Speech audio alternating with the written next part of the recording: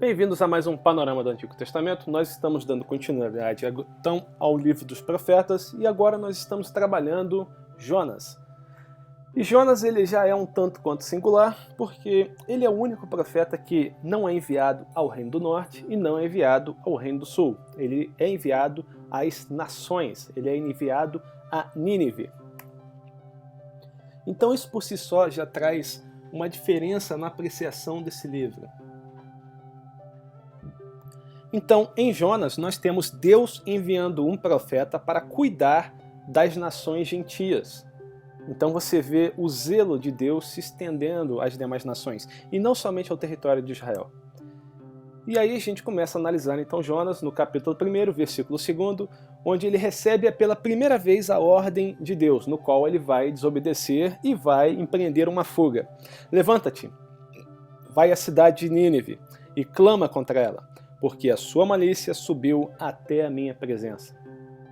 Bem, Jonas ele estava no próprio território de Jerusalém. Ele só tinha que ir até Nínive, sair da sua cidade, caminhar até Nínive, 800 quilômetros, coisa pouca. E aí, pregar aquela cidade de Nínive, para que a cidade viesse a arrepender. Mas isso era a única coisa que Jonas não queria fazer. Os livros antigos contam que Nínive era uma cidade sanguinária. Se você lembrar um pouquinho e você estudar um pouquinho, você vai ver histórias onde que contam que eram feitos com os prisioneiros de guerra na cidade de Nínive. Na cidade de Nínive, os homens eram empalados vivos e a estátua ela saía pela garganta.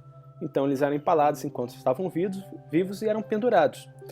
Bem, e as mulheres grávidas das cidades as quais eles invadiam, normalmente, como um ato de brincadeira, né, a gente pode botar assim, para você ter uma ideia de como eles eram pessoas legais, eles abriam o ventre da mãe, retiravam a criança, a mãe estava viva ainda, gritando, urrando de dor, e pegavam e matavam o feto na frente da mãe, e assim depois deixavam ela ali para ela morrer. Então você consegue imaginar o quão sanguinário esse povo era.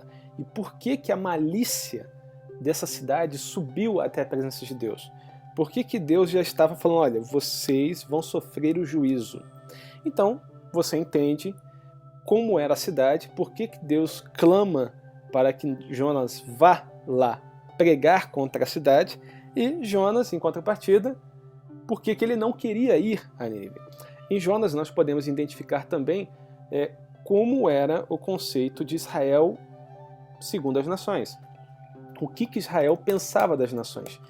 Então, enquanto Deus queria que Israel fosse uma luz para as nações, uma torre de vigília, como que as nações pudessem olhar para Israel e aí sim elas seguirem o caminho correto, Israel tinha que ser o exemplo, mas Israel não queria partilhar o seu Deus com as nações. Em Jonas nós vemos isso claramente. E qualquer que fosse o judeu, ele teria a mesma resposta de Jonas, porque Jonas expressava simplesmente o sentimento da nação. Então Jonas tem a brilhante ideia de sair da sua terra e empreender fuga da presença de Deus, para o mais longe que ele puder ir. Afinal de contas, talvez pensasse Jonas, ora, ele me achou porque eu estava aqui. Mas se eu for tão longe, talvez ele não consiga me encontrar. Talvez o poder dele não se estenda. Bom, Tarsis me parece ser uma boa cidade. Então ele embarca num navio e ele vai fazer uma grande viagem, ou pelo menos ele pretendia fazer uma grande viagem, de modo que ele colocasse mais uns 3.000 quilômetros na direção contrária à qual ele deveria ir. Então agora Jonas estava a quase 3.800 quilômetros do seu objetivo inicial. A gente não sabe exatamente em quantos quilômetros ele estava do seu objetivo inicial, porque a gente não sabe dizer quando é que houve a tempestade, em que momento da viagem, se foi na primeira hora, no primeiro dia, na primeira semana. Só diz que houve uma grande tempestade e Jonas não chegou ao seu objetivo final e que os marinheiros tiveram que fazer 1000 coisas para poderem manter-se vivos. Mas você vê que a ideia de Jonas era colocar uma distância de 3.800 entre ele e o objetivo que Deus propusera. E a gente já sabe de antemão que ele não vai ter intento com isso. Bem, ele se levanta, ele foge da presença do Senhor, ele entra num barco, o barco parte. Vem uma grande tempestade. A ponto desse barco quase se partir, segundo o relato do próprio Jonas. Os homens começam a clamar, cada um a seu próprio Deus, desesperados, sem saber o que fazer. Eles começam a ter ideias, vamos fazer algumas coisas para que o barco não venha afundar. E eles começam a jogar toda a carga fora, aliviar o peso, tirar tudo aquilo que não é essencial. E, em determinado ponto, não havia mais o que jogar fora. Então Jonas não tem mais o que fazer mesmo. Jonas desce, ele deita e dorme. E os homens lá em cima, preocupados com a própria vida, lançaram sortes. E a sorte vai cair em Jonas. Então, eles acordam Jonas e falam, o que foi que você fizeste? Diga qual é o teu povo e qual é o teu Deus. E aí Jonas vai chegar e se dizer judeu, e vai dizer que ele está vindo da terra de Israel. E olha, isso está acontecendo por minha culpa, porque eu fiz isso, e se vocês me lançarem no mar, aí o mar há de se acalmar e vocês irão manter a própria vida. Os homens ouvem, mas eles tentam ainda na força do seu braço se livrar daquela situação. E eles remavam, mas não havia mais o que fazer. Até que um momento eles falaram, olha, que o Senhor não nos impute esse pecado. E atiram Jonas fora da embarcação. Assim que Jonas é atirado, o peixe o engole e o mar acalma-se, misteriosamente. Essa é a cena que é pintada por esses homens. Bem, então a gente tem dois momentos. A gente tem um momento em que os marinheiros, cheios de medo, clamavam cada um ao seu próprio Deus. E temos um segundo momento, onde que, assim que eles atiram Jonas no mar, e aí o mar se acalma, eles verificam que eles clamaram cada um a seu Deus, fizeram tudo o que eles podiam, tentaram na força do seu braço, nada resolveu. Mas quando Jonas falou o que eles tinham que fazer e o que eles iam fazer ia aplacar a ira do Deus dos exércitos, e eles veem que realmente a coisa funciona, que ocorre exatamente como Jonas diz, então eles temeram, pois estes homens em extremo ao Senhor, e ofereceram sacrifícios ao Senhor e fizeram votos, fizeram aliança. Agora, veja só, tudo isso está ocorrendo no mar. O mar, no Antigo Testamento, vai simbolizar os próprios gentios, as nações pagãs, aqueles que estão debaixo do julgamento de Deus, debaixo da ira divina. Israel, no Antigo Testamento, a gente vai ter a videira, a figueira e vai ter a terra. Então terra, no Antigo Testamento, simboliza Israel. E mar simboliza as nações. Nós temos algo que está sobre o mar, é uma embarcação. Tudo que está abaixo do juízo de Deus. É assim o pensamento judaico, e é assim que você tem que analisar essa passagem. E quando nós olhamos para Noé, nós vamos verificar a mesma coisa. A arca foi a única coisa que estava a salvo. E quem estava na arca estava a salvo, quem estava fora da arca estava sob juízo. O que acontece é que essa embarcação, ela não é composta por judeus, ela é composta por marinheiros de nações distintas. Cada um orava ao seu próprio Deus. Então nós temos representantes das nações dentro do barco que foi salvo com o sacrifício de Jonas. E a gente sabe que o sacrifício de Jonas vai tipificar o sacrifício do próprio Messias. Então aí nós temos já Deus indicando o que ele viria de fazer no momento mais à frente da história. E quando nós chegamos lá na Galileia dos gentios, nós verificamos o mar agitado e os discípulos preocupados, chega o Messias, aquieta-te mar e acalma-te o vento. E você vê que até o mar e o vento obedecem ao Messias. E os apóstolos ficam espantados. Mais à frente, praticamente no final dos evangelhos, você vê Jesus mandando eles irem e pregarem o evangelho.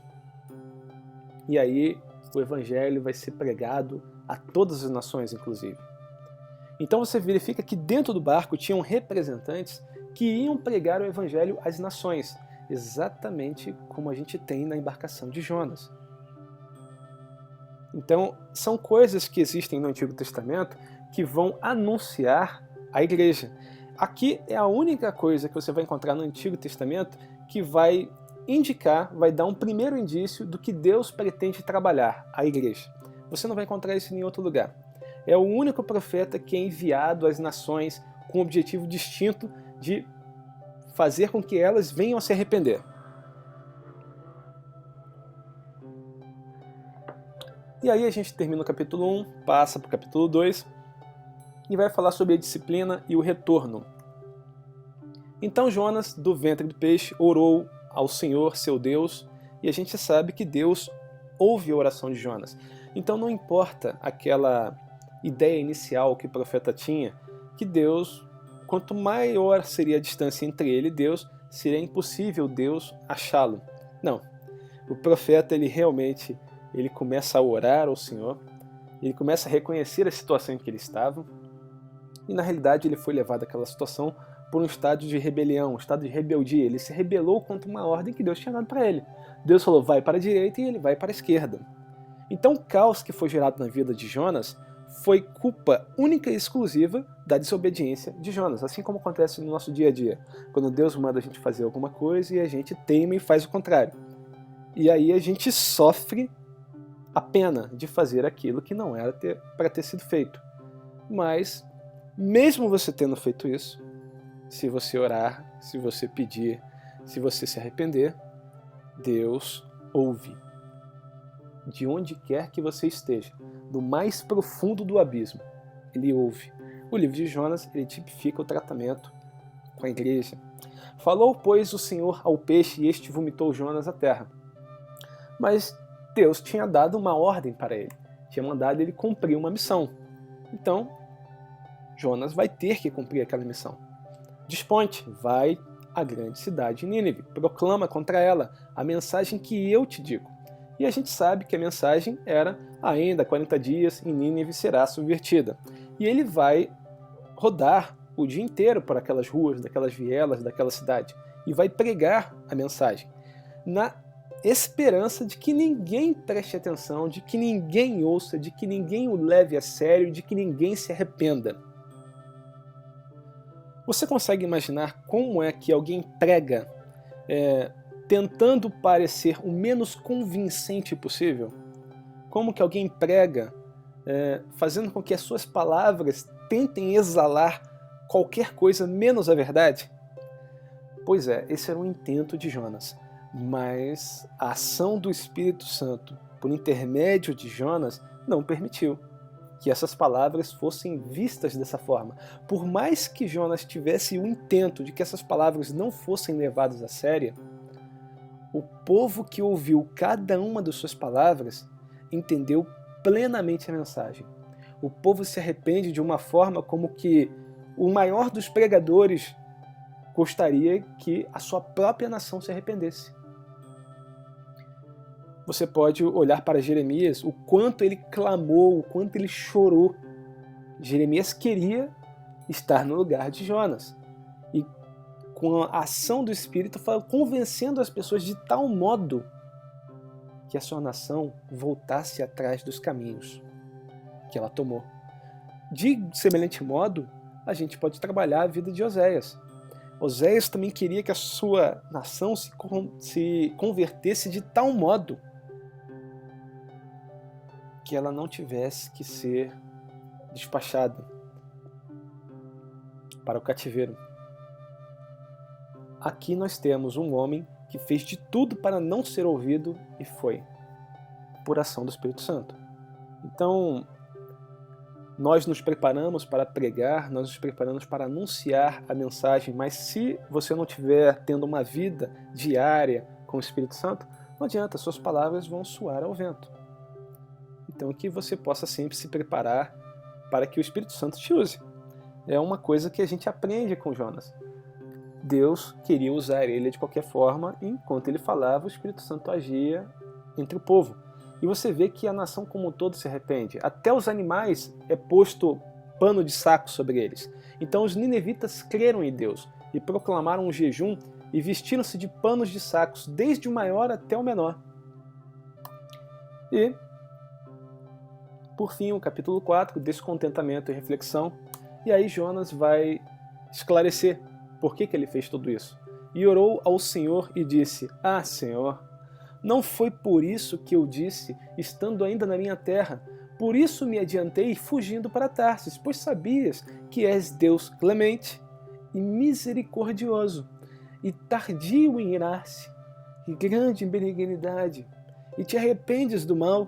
E agora estas pessoas não vão mais ser julgadas, né? Só faltou ele dizer isso. Não vão arder no fogo do inferno. Não vão mais ser consumidas. Só faltou Jonas complementar, indicando toda a frustração dele. Bem, e aí Deus vai tratar com o profeta Jonas. Vai fazer com que Jonas venha entender o que é misericórdia. Porque até o presente momento parece que Jonas não entendeu qual era a missão dele como profeta. Então Deus faz nascer uma plantinha, e essa plantinha vai dar sombra à cabeça do profeta. No dia seguinte, então, Deus envia um verme, e esse verme ele vai ferir a planta, e a planta vai secar. E aí, logo depois, Deus vai enviar um vento calmoso, mas o sol vem nascendo. E quando o sol vem nascendo e bate na cabeça de Jonas, de modo que Jonas começa a desfalecer. E aí Jonas pede para si a própria morte. Melhor me era morrer do que viver. Então, pergunta Deus a Jonas: é razoável essa tua ira? E Jonas responde, né? É razoável a minha ira até a morte. E Deus faz com que o profeta venha entender que como é que ele pode ter compaixão de uma planta que não custou nada, nenhum trabalho para ele, o qual ele não fez crescer, que numa noite nasceu e na outra pereceu. E ele fala assim: como é que eu, como o Criador de todas as coisas, não hei de ter compaixão da grande cidade de Nínive, em que há mais de 120 mil pessoas que não sabem discernir entre a mão direita e o braço esquerdo. E lá ainda há também muitos animais. E o livro termina aí. Nós não temos a resposta de Jonas à indagação do próprio Deus. É como se Jonas tivesse ficado sem resposta.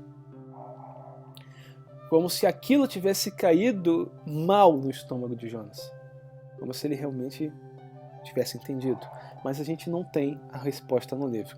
A gente só tem as conjecturas que são possíveis fazer a partir da analogia que nós encontramos. Então Jonas, ele vê particularmente 3 milagres. Deus trabalha com ele 3 milagres. O nascimento de uma planta, o aparecimento de um verme e o envio de um vento calmoso. Tudo isso Deus faz para poder tratar um homem, para corrigir o posicionamento do homem, para ajustar as lentes de um homem, para que ele possa enxergar de forma correta, para que ele veja da mesma forma que Deus está vendo. Bem, aqui foi uma passada muito rápida sobre o livro de Jonas, a gente só pincelou alguns pontos. É um livro bem curto, você tem tempo para você ler ele, em menos de 20 minutos você consegue ler ele com calma e tranquilidade. Então, que você possa aproveitar esse tempo e fazer uma leitura versículo por versículo, e que Deus te abençoe e te guarde, e até a próxima. Fique com Deus. Shalom.